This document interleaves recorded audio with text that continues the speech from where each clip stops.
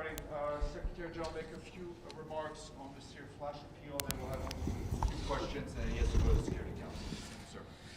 Good morning. Today, I'm announcing that the United Nations is launching a $397 million humanitarian appeal for the people of earthquake-ravaged Syria. And this will cover a period of 3 months. We are in the final stages of a similar appeal for Türkiye. In the immediate aftermath of the earthquakes, the United Nations rapidly provided $50 million through the Central Emergency Response Fund. But the needs are immense. The Syria effort brings together the entire UN system and humanitarian partners and will help secure desperately needed life-saving relief for nearly 5 million Syrians, including shelter, healthcare, food, and protection. The most effective way to stand with the people is by providing this emergency funding. We all know that life-saving aid has not been getting in at the speed and scale needed. The scale of this disaster is one of the worst in recent memory. 1 week after the devastating earthquakes, millions of people across the region are struggling for survival, homeless, and in freezing temperatures. We are doing all we can to change this, but much more is needed. And I have an urgent message to the international community. The human suffering from this epic natural disaster should not be made even worse by man-made obstacles. Access, funding, supplies.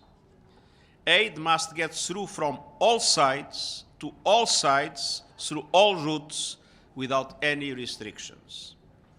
As we speak, an 11-truck convoy is on the move to cross through Bab al-Salam, with many more to come.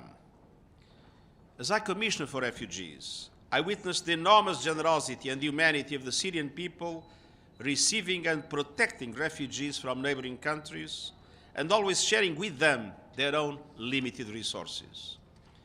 This spirit of generosity must be matched now by the global community. I urge Member States and others to fully fund this effort without delay and help the millions of children, women and men whose lives have been upended by this generational disaster. This is a moment for unity, for common humanity, and concerted action. Thank you. Secretary-General, are you planning to go to Syria now? And is there any possibility you would meet with President Assad after he has made this compromise with you? I think in this moment what we need is not visits of, I would say, high level that divert resources. What we need now is to concentrate on the relief efforts. And of course, I'm following that very, very closely. And whenever it would be useful and positive, I'm ready to do whatever is needed.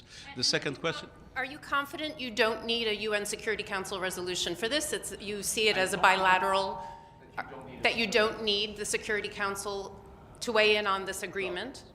The 2 crossings are open, movement is taking place, and we'll see. Of course, if the situation would change, we would adopt the necessary measures. But as I said, the crossings are open and goods are flowing. Mr. Secretary-General, now you have reached this agreement with the Syrian regime on the cross-border. What about the other side, the opposition, who controls the cross-borders?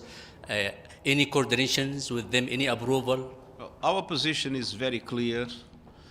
All forms of access should be open without restrictions. Thank you very much. Okay, thank you very much. Thank you.